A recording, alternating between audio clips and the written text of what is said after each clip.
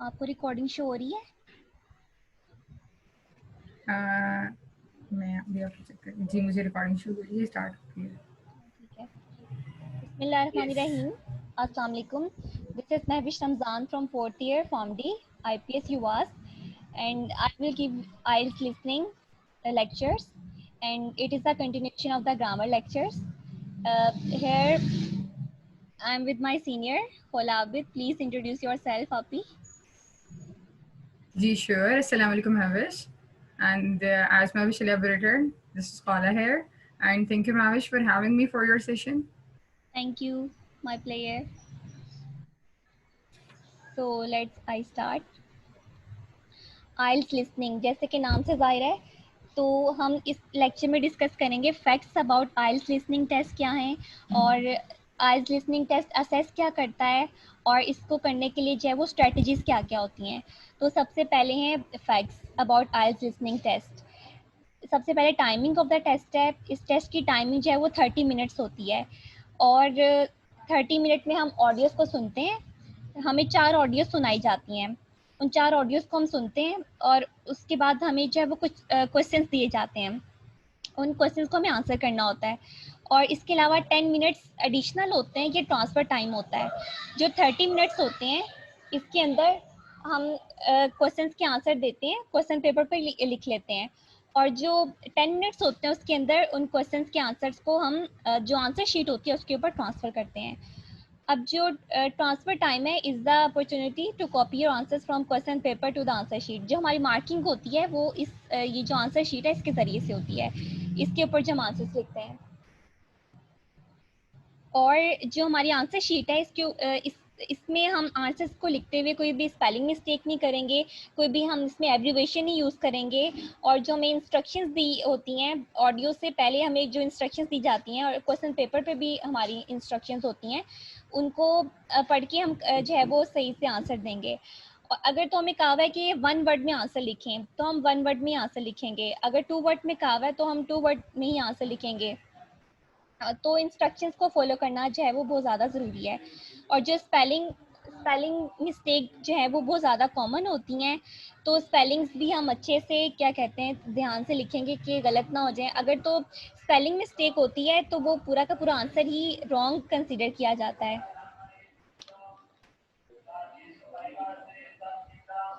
इसके बाद है sections of the listening test. अच्छा जी, 4 सेक्शंस होते हैं, मतलब कि 4 इसकी रिकॉर्डिंग्स होती हैं। 4 रिकॉर्डिंग्स हमें सुनाई जाती हैं, हर एक रिकॉर्डिंग के 10-10 क्वेश्चंस होते हैं। सो टोटल जो है वो 40 क्वेश्चंस होते हैं। अब इन रिकॉर्डिंग्स में होता क्या है, हर रिकॉर्डिंग के अंदर डिफरेंट तरह के जो है ना वो टॉपिक्स हो सकते हैं। फॉर एग्जांपल, अगर एक टॉपिक अगर स्पोर्ट्स के टॉपिक के बारे में, तो जो दूसरी रिकॉर्डिंग होगी वो बिल्कुल डिफरेंट टॉपिक के ऊपर होगी। वो बिल्कुल जो है ना किसी लाइब्रेरी के टॉपिक पर हो सकती है, किसी बैंक के टॉपिक पर हो सकती है। तो यानी रिकॉर्डिंग के जो टॉपिक्स हैं वो डिफरेंट हो सकते हैं। तो और इसमें ये भी होगा कि अगर एक रिकॉर्डिंग में कोई कन्वर्सेशन हो रही है 2 लोगों के दरमियान, तो एक बिल्कुल डिफरेंट होगी, एक के अंदर कोई मोनोलॉग हो सकता है। अब मोनोलॉग ये होता है, मोनोलॉग के अंदर सिर्फ एक पर्सन जो है वो स्पीच दे रहा होता है। वो चाहे कोई कॉमेडियन है, कोई कॉमेडियन हो सकता है, वो कोई स्टोरी सुना सकता है, या कोई भी जो है ना वो लेक्चरर हो सकता है, वो स्टूडेंट्स को लेक्चर दे रहा होगा, या कोई भी एक पर्सन जो कि स्पीच दे रहा है या कोई भी स्टोरी सुना रहा है, या only one person is talking in the monologue, जबकि 2 पर्सन बात कर रहे होते हैं डायलॉग के अंदर, और अगर जो है वो 3-4 लोग बात कर रहे हैं तो फिर हम उसको डिस्कशन कहेंगे। खोला, आपकी मेरी आवाज़ आ रही है ना? जी जी, आपकी आवाज़ आ रही है। ओके। अच्छा जी, 4 सेक्शंस हैं। जो सेक्शन नंबर 1 है, इसमें जो है वो कन्वर्सेशन होती है 2 लोगों के दरमियान, और ये कोई भी जनरल टॉपिक होता है, एवरीडे टॉपिक होता है, और सबसे ज़्यादा आसान होता है। सबसे आसान जो है वो सेक्शन 1 होता है। कोई भी जनरल सा एवरीडे टॉपिक होता है और कन्वर्सेशन होती है। फिर सेक्शन 2 है। जो सेक्शन 1 और 2 है ये नॉन एकेडमिक होते हैं, और जो सेक्शन 3 और सेक्शन 4 है ये एकेडमिक टॉपिक्स पर होते हैं। जो सेक्शन 2 है, ये इसमें भी कोई जनरल और नॉन एकेडमिक टॉपिक होगा, और ये मोनोलॉग होता है कि इसके अंदर सिर्फ एक ही स्पीकर बात कर रहा होता है। फिर नंबर 3 पे सेक्शन 3 जो है वो डिस्कशन होती है, उसके अंदर 4 लोग बात कर सकते हैं। फॉर एग्जांपल 4 स्टूडेंट्स हो सकते हैं और वो जो है वो किसी भी टॉपिक पे बात कर रहे होंगे इन एन एकेडमिक सिचुएशन। फिर सेक्शन 4 है, इसके अंदर जो है वो इसके अंदर भी ये थोड़ा सा डिफिकल्ट होता है। इसके अंदर मैप्स हो सकते हैं, डायग्राम्स हो सकती हैं। असल में जैसे जैसे हम सेक्शन 1 से बढ़ते जाते हैं सेक्शन 4 की तरफ, तो सेक्शन जो है वो डिफिकल्ट होते जाते हैं। मतलब सेक्शन 1 सबसे आसान होता है, सेक्शन 2 से थोड़ा कम आसान होता है, सेक्शन 3 उससे भी ज़्यादा कम आसान होता है, सेक्शन 4 जो है वो थोड़ा सा डिफिकल्ट होता है। और एक और बात भी हमें याद रखनी है कि जो हमें रिकॉर्डिंग्स हैं वो सिर्फ एक दफ़ा ही सुनाई देंगी, हमें जो है वो बार बार रिकॉर्डिंग सुनाई नहीं देंगी। तो जब हमने रिकॉर्डिंग सुननी है, जब ऑडियो हमने सुननी है, तो उसको एक ही दफ़ा हमने केयरफुली सुनना है और फिर जो क्वेश्चन हैं उनके आंसर देने हैं। असल में जो रिकॉर्डिंग्स होती हैं वो एक 30 मिनट का ट्रैक होता है और वो एक ही दफ़ा जो है वो नॉन स्टॉप चल रहा होता है। और जो क्वेश्चंस होते हैं क्वेश्चन पेपर पे वो हमारे हाथ में होते हैं। मतलब क्वेश्चन पेपर हमारे सामने होता है और रिकॉर्डिंग जो है ना वो हम सुन रहे होते हैं। तो क्वेश्चंस को भी हम साथ साथ देख रहे होते हैं और रिकॉर्डिंग्स को भी हम सुन रहे होते हैं और रिकॉर्डिंग्स को सुन के हम क्वेश्चंस के आंसर जो है वो लिखते जाते हैं। अभी जो आइल्स लिसनिंग है इसके अंदर 7 तरह के क्वेश्चन आ सकते हैं। ये जितने भी सेक्शंस हैं, ऊपर 4 सेक्शंस हैं, इनके अंदर रैंडमली इस तरह के क्वेश्चंस पूछे जाते हैं। और वो क्या हो सकते हैं? फॉर्म हो सकता है, जैसे किसी ने कोई बैंक खुलवाना है तो उससे पहले कोई फॉर्म उसने फिल करके देना है, वो वाला फॉर्म। या कोई एडमिशन फॉर्म हो सकता है। और नोट्स हो सकते हैं, जैसे हम अपने लेक्चर्स की नोट्स बनाते हैं तो हम सारे पॉइंट्स नहीं लिखते, उसके अंदर हम छोटे छोटे पॉइंट्स लिख देते हैं कि नंबर ऑफ वर्कर्स इतने हैं, नंबर ऑफ मशीन्स इतनी है, नंबर ऑफ कंप्यूटर्स इतने हैं इस कंपनी के अंदर। इस तरह से हम छोटे छोटे लिख देते हैं। हम पूरा पूरा नहीं लिखते देयर आर इतने कंप्यूटर्स इन दिस कंपनी, हम बस छोटा छोटा लिख सकते हैं। तो हमें भी वो ब्लैंक्स, फिलिंग द ब्लैंक्स की फॉर्म में जो है ना वो आ सकता है कि लिखा होगा कि नंबर ऑफ रूम्स और आगे फिलिंग द ब्लैंक होगी, उसमें फिलिंग द ब्लैंक में हमने जो है वो पर्टिकुलर वर्ड आंसर अपना लिख देना होगा। फिर फ्लो चार्ट कंप्लीशन हो सकता है, मल्टीपल चॉइस क्वेश्चन हो सकते हैं, शॉर्ट आंसर क्वेश्चन हो सकते हैं, सेंटेंस कंप्लीशन हो सकता है, लेबलिंग डायग्राम और मैप हो सकता है, क्लासिफिकेशन, किसी अगर हमें रिकॉर्डिंग में किसी चीज़ की क्लासिफिकेशन बताई है तो वो पूछी जा सकती है आंसर्स के अंदर, और मैचिंग भी हो सकती है। और रैंडमली ये पूछे जाएंगे चारों सेक्शंस के अंदर। सेक्शन 1 में थोड़ा आसान होगा, फिर डिफिकल्ट थोड़ा होता जाएगा, और सेक्शन 4 में ज़्यादा डिफिकल्ट होगा। और करेक्ट आंसर का 1 पॉइंट होगा। अगर हम स्पेलिंग मिस्टेक करते हैं, आंसर गलत लिखते हैं, तो जाहिर है उसका बिल्कुल भी कोई पॉइंट नहीं मिलेगा। एग्जाम अगर हमने स्पेलिंग गलत लिखी है लेकिन आंसर ठीक है, एग्जामिनर को पता चल रहा होगा कि बच्चे ने सही आंसर लिखा है, लेकिन उसकी स्पेलिंग गलत होने की वजह से वो पूरा का पूरा पॉइंट ही कट हो जाएगा, उसका पॉइंट नहीं मिलेगा ड्यू टू इनकरेक्ट स्पेलिंग। और जो फिर टोटल पॉइंट्स होंगे उसको कन्वर्ट कर दिया जाएगा आइल्स की बैंड स्कोर में। और 38 सॉरी 39 या 40 क्वेश्चन अगर ठीक होते हैं, 39 to 40 क्वेश्चन, तो उसके 9 बैंड्स होते हैं। उससे दो अगर पीछे आ जाएं, दो डिजिट्स, 37 और 38 अगर क्वेश्चन सही होते हैं तो उसके 8.5 बैंड होते हैं। 35-36 अगर सही होते हैं तो उसके जो है वो 8 बैंड्स होते हैं। ये पूरा जो है ना वो है, ये असमा वाले डॉक्यूमेंट के अंदर भी है ये टेबल इसका। अच्छा, इसके बाद लिसनिंग टेस्ट हमारी लिसनिंग स्किल्स को असेस करता है एकेडमिक और नॉन एकेडमिक सिचुएशंस के अंदर। सेक्शन 1 और 2 नॉन एकेडमिक जनरल टॉपिक्स होते हैं, सेक्शन 3 और 4 जो है वो एकेडमिक सेशंस होते हैं बिटवीन स्टूडेंट एंड लेक्चर।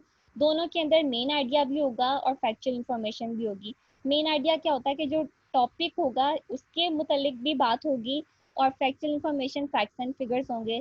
जैसे कोई फ़ोन नंबर बताया जा रहा होगा, या किसी भी चीज़ का एड्रेस हो सकता है, या कुछ भी इसी तरह डिजिट्स के अंदर कोई भी फैक्ट, कोई भी फॉर एग्जांपल अगर कोई कंपनी किसी ईयर के अंदर बनी है, किसी ईयर के अंदर वो रिकंस्ट्रक्ट हुई है, तो उसका वो ईयर मेंशन किया होगा रिकॉर्डिंग के अंदर और क्वेश्चन में भी पूछा जा सकता है। तो इस तरह के फैक्ट्स एंड फिगर्स हो सकते हैं। सेक्शन 1 और 2 के अंदर कोई भी अकोमोडेशन ऑफिस, कोई ट्रैवल एजेंट या कोई पब्लिक मीटिंग, इस पे क्या कहते हैं, इस पे कोई टॉपिक हो सकता है। और सेक्शन 3 और 4 के अंदर जो है वो एकेडमिक सेशन होगा बिटवीन स्टूडेंट्स एंड लेक्चरर्स। फिर लिसनिंग स्ट्रेटजीज, कि हमें ऑडियो जो है उसको सुनने से पहले हमने क्या क्या काम करने हैं बिफोर लिसनिंग, वाइल लिसनिंग है, ड्यूरिंग लिसनिंग जो उससे भी ज़्यादा इंपॉर्टेंट है, और आफ्टर लिसनिंग जो सबसे ज़्यादा इंपॉर्टेंट है कि ऑडियोज को सुनने के बाद अपने क्वेश्चंस के आंसर्स लिखने के बाद हमने क्या करना है। तो बिफोर लिसनिंग जो है वो जो भी ऑडियो ट्रैक हमें सुनाया जाएगा उससे पहले हमें कुछ इंस्ट्रक्शंस दी जाएंगी। अब इंस्ट्रक्शंस हो सकती हैं कि इंस्ट्रक्शन इस तरह से हो सकती है कि answer the questions in 1 word only, या 2 वर्ड ओनली, या 3 वर्ड ओनली। और इंस्ट्रक्शंस के अंदर हमें ये भी बताया जाएगा कि हम किस टॉपिक के बारे में जो है वो डायलॉग सुनेंगे या कन्वर्सेशन सुनेंगे। फॉर एग्जांपल इस तरह से हो सकता है, you will hear a conversation about libraries. ठीक है, इस तरह की इंस्ट्रक्शन हो सकती है, या जिस जिस भी टॉपिक पे होगी वो ऑडियो उसके मुतालिक जो है वो इंस्ट्रक्शन होगी। अब जब हमने टॉपिक सुन लिया है, हमें टॉपिक का नाम पता चल गया इंस्ट्रक्शन के अंदर, तो हमने इसको प्रिडिक्ट करने लग जाना है कि ऑडियो के अंदर जो है वो क्या हो सकता है। उसके जो टॉपिक है उससे रिलेटेड कीवर्ड्स हमने अपने माइंड में सोचने लग जाने हैं। और इसके बाद रीडिंग टाइम है, ये क्वेश्चंस को रीड करने के लिए होता है। Questions, short questions, MCQs, column, matching, इस तरह की जो क्वेश्चंस हैं, कॉलम नहीं सॉरी मैचिंग, इनको हमने पढ़ना है। और इनसे रिलेटेड क्वेश्चन से रिलेटेड भी कीवर्ड्स को सोचना है। अब ज़रूरी नहीं है कि जो हमें उसमें दिया गया है, जो हमें क्वेश्चन में पूछा गया है, वही एग्जैक्टली हमें ऑडियो में भी बताया गया होगा।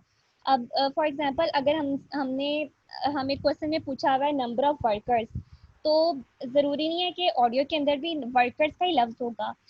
ऑडियो के अंदर स्टाफ का लफ्ज़ हो सकता है, या फिर हाउ मेनी पीपल का लफ्ज़ हो सकता है। फॉर एग्जांपल अगर कोई डायलॉग चल रहा था दो लोगों के दरम्यान में, और दो बिजनेसमैन हो सकते हैं, एक ने दूसरे से पूछा है कि how many workers work in your company, या या ये पूछा कि how many people work in your company, या how many staff work in your company, इस तरह से। तो अब क्वेश्चन के अंदर वर्कर का लफ्ज हो सकता है, और ऑडियो के अंदर जो है वो स्टाफ का या हाउ मेनी पीपल इस तरह का लफ्ज हो सकता है। तो जो की वर्ड्स हैं उसको हमने खुद से सोचना है, और उसको अच्छे से एनालाइज करना है, और फिर क्वेश्चन के आंसर लिखने हैं। रीडिंग टाइम के बाद जो है वो 30 सेकेंड का थोड़ा सा पॉज होता है। इसके अंदर भी हम मजीद कीवर्ड्स को सोच सकते हैं, अपने आप को प्रिपेयर कर सकते हैं। और जो ऑडियो ट्रैक होता है वो नॉन स्टॉप होता है फॉर 30 मिनट्स। हाँ, जो इंस्ट्रक्शंस दी जा रही होती हैं वो सेम स्पीकर देता है। ऑडियोज तो 4 हैं, उनके अंदर किसी में डायलॉग है, किसी में मोनोलॉग है, किसी में डिस्कशन है, और उसके अंदर डिफरेंट डिफरेंट तरह के लोग हैं। लेकिन जो इंस्ट्रक्शंस हमें दे रहा है वो एक सेम स्पीकर है। इसके बाद है ये तो था बिफोर लिसनिंग कि ऑडियो सुनने से पहले हमने क्या क्या करना है। इसके बाद है वाइल लिसनिंग या ड्यूरिंग लिसनिंग। कीवर्ड्स को हमने सोचना in the question, you will not hear the same words as asked और रिटन इन द क्वेश्चन। अगर क्वेश्चन 1 में लिखा हुआ है नंबर ऑफ वर्कर्स, तो हमें जो है वो ऑडियो में कुछ और सुनाई देगा, number of employees, number of staff, number of people, इस तरह से।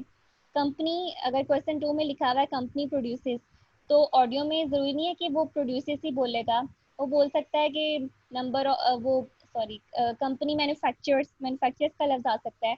इसी तरह कंपनी की बजाय कोई और लफ्ज वो बोल सकता है, तो हमने इसको भी ध्यान से सुनना है। लिसनिंग वाइल रीडिंग, ये भी बहुत ज़्यादा इम्पॉर्टेंट पॉइंट है कि जब हम पहले क्वेश्चन को पढ़ रहे हैं, अब एक ऑडियो के अंदर जो है वो एक ऑडियो के 10 सवाल हैं, ठीक है, एक ऑडियो के 10 क्वेश्चन हैं। तो जब हमने फर्स्ट क्वेश्चन पढ़ना है तो अगले वाले 2 भी हमने इसके साथ ही पढ़ लेने हैं। इसका फ़ायदा ये होगा कि जब हम पहला क्वेश्चन पढ़ा है तो पहले का हमने आंसर सुन लिया है, और दूसरे क्वेश्चन का आंसर भी बिल्कुल फौरन उसके बाद ही है, तो वो भी हमें साथ ही पता चल जाएगा। ये ना हो कि हम पहले क्वेश्चन का आंसर सुन के पहले को लिखने बैठ जाएं, और लिसनिंग में हमारा ध्यान थोड़ा सा कम हो और दूसरे का आंसर जो है वो रह जाए, वो निकल जाए, और ऑडियो जो है वो आगे चली जाए। तो इसका फ़ायदा ये है कि हमें साथ साथ जो है वो पता चलते जाएंगे आंसर्स। और इसी तरह जब क्वेश्चन 2 जब हम पढ़ रहे हैं तो तीसरा चौथा सवाल साथ ही पढ़ लें। क्वेश्चन 3 जब पढ़ रहे हैं तो फोर्थ और फिफ्थ क्वेश्चन भी साथ पढ़ लें। और कोई क्वेश्चन अगर हमारा मिस हो जाता है तो उसको मार्क कर लिया जाए, और उसको जो है वो सारे क्वेश्चंस करने के बाद उसको सोचा जाए कि इसका जो है वो क्या आंसर था, और उसके अंदर कुछ ना कुछ जो है वो फिल कर मतलब उसको अच्छे से याद करके कुछ ना कुछ उसके अंदर फिल करके कुछ ना कुछ लिखना ज़रूर है। और गेस के तौर पर कि जो लॉजिकली सही भी हो, पहले उसको सोचना है कि उससे कि वो हो क्या सकता है। अपने क्वेश्चन जो उसमें पूछे गए हैं उसकी उनको भी देख सकते हैं, उनके आंसर्स को हम देख सकते हैं, और ऑडियो को भी हम रिमाइंड कर सकते हैं कि, और गेस के तौर पर जो कि ग्रामेटिकली और लॉजिकली भी ठीक हो, उसको जो है वो हम लिख के आएंगे, क्योंकि इसके अंदर नेगेटिव मार्किंग नहीं होती, तो इसलिए जो है वो हम लिख सकते हैं। इसके बाद है आफ्टर लिसनिंग, कि ये जो सारा हो गया है, while listening, during, before listening, while listening और आफ्टर लिसनिंग। अब 30 मिनट्स जो है वो यहाँ पे पूरे हो चुके हैं। 4 रिकॉर्डिंग्स थी, हमने सुन ली, किसी में डायलॉग, किसी में मोनोलॉग, किसी में कन्वर्सेशन, डिस्कशन, और उनके हर एक के बाद 10 क्वेश्चन थे, वो भी हमने कर लिए। टोटल 40 क्वेश्चन हमने कर लिए 30 मिनट्स के अंदर। और अब 10 मिनट्स हैं ट्रांसफर टाइम के लिए। इसमें हम सारे आंसर्स को कॉपी करेंगे आंसर शीट पर।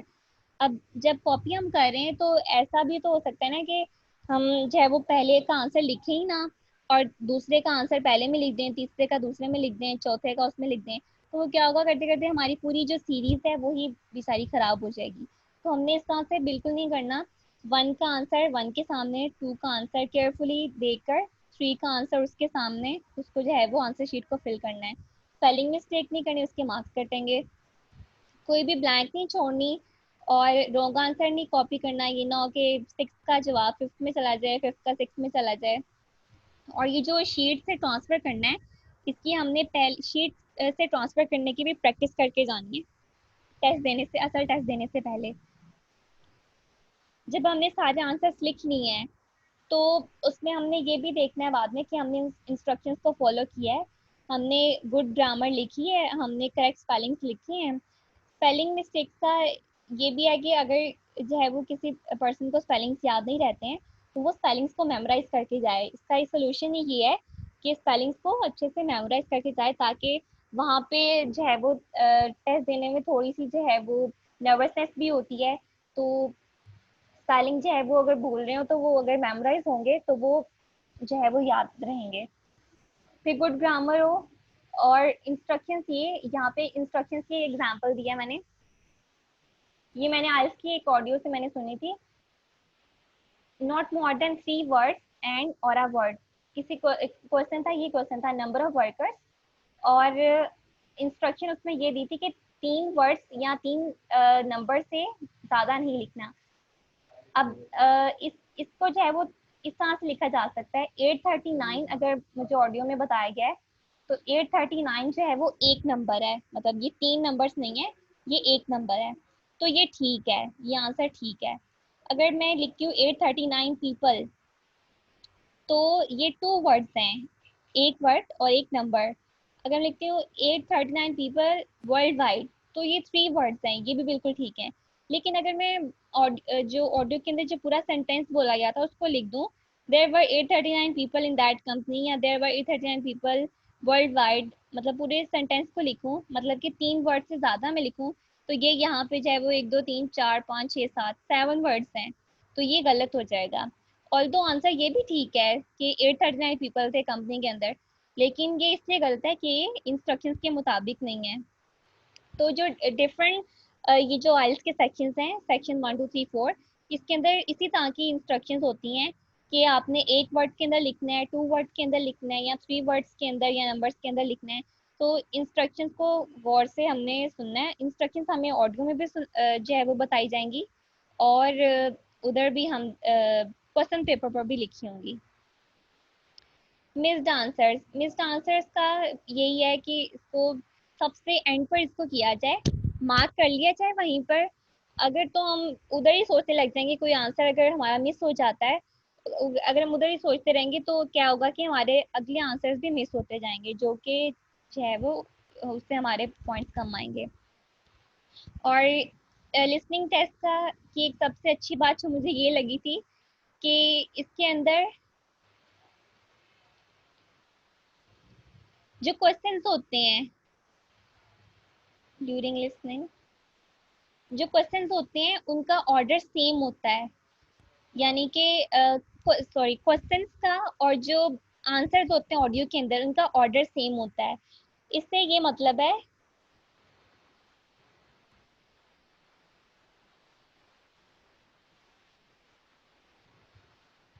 कि जैसे जैसे क्वेश्चंस आते जाएंगे, क्वेश्चन 1 क्वेश्चन 2, जैसे नंबर ऑफ वर्कर्स है तो ये ऑडियो के अंदर ये सबसे पहले बताया जाएगा। कंपनी प्रोड्यूस करती है, क्या प्रोड्यूस करती है, कंप्यूटर प्रोड्यूस करती है या कोई भी चीज़ प्रोड्यूस करती है, मशीन प्रोड्यूस करती है। तो ये जो आंसर है ये सेकंड पे बताया जाएगा। इसके बाद इसके दरम्यान में 2-3 बातें और भी चल रही होंगी, फिर तीसरे का आ जाएगा आंसर, फिर कोई 1-2 बातें और होंगी, फिर चौथे का हो जाएगा आंसर। मतलब जो भी डायलॉग चल रहा होगा, कन्वर्सेशन या स्पीच, उसमें जो है वो इसी तरतीब से आंसर्स मिलते जाएंगे जिस तरतीब से ये क्वेश्चंस लिखे हुए हैं। और एक और बात जो मैंने यहाँ पे बतानी थी, अम, जो भी सेक्शन होगा, सेक्शन 1 2 3 4, उसके अंदर हमने केयरफुली ये भी देखना होगा कि जो स्पीकर्स हैं वो आपस में एग्री कर रहे हैं या फिर डिसएग्री कर रहे हैं। अब वो जो स्पीकर्स हैं वो खुद से नहीं ये कहेंगे कि आई एग्री विद यू या आई डिसएग्री विद यू। वो जो उनकी बातें होंगी उनको सुन के, उनको समझ के हमें पता चलेगा कि उन्होंने एग्री किया या फिर डिसएग्री किया है। इसकी एक ऑडियो मैंने ये सुनी थी कि दो स्टूडेंट्स के दरम्यान में थी। एक स्टूडेंट ने कहा कि the notes of that professor were not helpful, लेकिन दूसरे स्टूडेंट ने कहा कि the notes of that student were helpful as the Max Planck theory was very well explained. इस तरह से थी, मुझे पूरी याद नहीं है मगर उसके पॉइंट्स इस तरह से थे। तो इसके अंदर पूरे के अंदर कहीं पे भी एग्री या डिसएग्री का वर्ड नहीं था। और उसके बाद में क्वेश्चन ये पूछा था कि उन स्टूडेंट्स का नेम था, उस पहले वाले स्टूडेंट का नेम था जॉन या पता नहीं इसी तरह का नेम था। जॉन डिसएग्रीज विद हर या एग्रीज विद हर, इस तरह से। तो जॉन ने, अब हमें ऑडियो सुन के पता चल गया कि उसने डिसएग्री किया, कि उसको नोट जो है वो अच्छे नहीं लगे, लेकिन वो जो दूसरा स्टूडेंट था या जो दूसरी स्टूडेंट थी उसको जो है वो उसके लिए वो हेल्पफुल थे।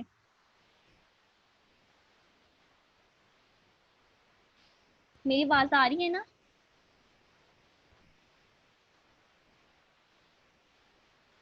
हेलो कोलापी। जी जी महविश, आपकी आवाज़ आ रही है। अच्छा, शुक्र है। आप कंटिन्यू करें। अच्छा। आई गेस हमारा हो गया है ना? हाँ, बस एक एक और पॉइंट रह गया है। ज़बरदस्त। बस थोड़े थोड़े से पॉइंट्स मेरे मिस हुए, वो मैं इंशाल्लाह रिकॉर्डिंग में कवर करूँगी। चलें चलें, ठीक है। हाँ, एक और पॉइंट है। अच्छा, एक श्योर। ये मैंने एग्रीमेंट वाला बताया, एग्रीमेंट बिटवीन स्पीकर्स, कि हमने देखना है कि वो स्पीकर जो है वो एग्री कर रहे हैं या फिर डिसएग्री कर रहे हैं। यानी हमें जो है वो एग्जैक्टली नहीं उसमें वो स्पीकर्स कह रहे होंगे कि मैं एग्री कर रहा हूँ या मैं डिसएग्री कर रहा हूँ। उनकी बातों को सुन के हमने एनालाइज करना है कि उन्होंने एग्री किया या फिर डिसएग्री किया है। अब इसके बाद जो है वो एकेडमिक एक्सप्लेनेशन। इसमें ये बात थी कि अगर किसी टीचर ने कोई लेक्चर दिया है और या फॉर एग्जांपल कोई, अगर जैसे गाइड्स होते हैं ना, कोई म्यूजियम का विजिट करवाते हैं या फिर लाइब्रेरीज में लेकर जाते हैं तो वो गाइड कर रहे होते हैं लोगों को। तो अगर वो कोई चीज़ हम्म एक्सप्लेन कर रहा है या कोई चीज़ डिमॉन्स्ट्रेट कर रहा है, फॉर एग्जांपल किसी हम्म लाइब्रेरी में गया है और उसके बारे में सारी बातें बता रहा है, ये लाइब्रेरी इस ईयर के अंदर बनी थी, इसके अंदर इतनी बुक्स हैं, तो हमने जो उसकी एक्सप्लेनेशन है, जो जो भी वो एक्सप्लेनेशन देगा उसको अच्छे से सुनना है और उसको उसको अंडरस्टैंड करके उसके ओपिनियन को समझना है कि अब जो हमसे क्वेश्चंस के अंदर पूछा जाएगा वो बिल्कुल उस तरह से एग्जैक्टली नहीं पूछा जाएगा वो चीज़, वो थोड़े से वर्ड्स को चेंज करके, कीवर्ड्स को चेंज करके तो फिर पूछा जाएगा। तो हमने जो है वो जो ओपिनियन होगा, जो पहले सारी एक्सप्लेनेशन है किसी भी स्पीकर की, उसको समझना है और फिर खुद से उसको एनालाइज करना है कि इसने क्या ओपिनियन दिया है। तो ये इस तरह से है सारा। सही सही, ज़बरदस्त। आई होप मैंने सारे पॉइंट्स जो है वो क्लियर किए हैं। मैंने साथ साथ जो है वो पेजेस पर भी लिखे हुए हैं, इधर से भी देख देख के मैंने जो है ना वो बताती गई हूँ। Zabardast, very nice effort. Thank you. Thumbs up to you and much appreciation for you for your efforts. Thank you so much. Stay blessed. Thank you. जी रिकॉर्डिंग हमारी ऑफ। ये रिकॉर्डिंग मैं करती हूँ।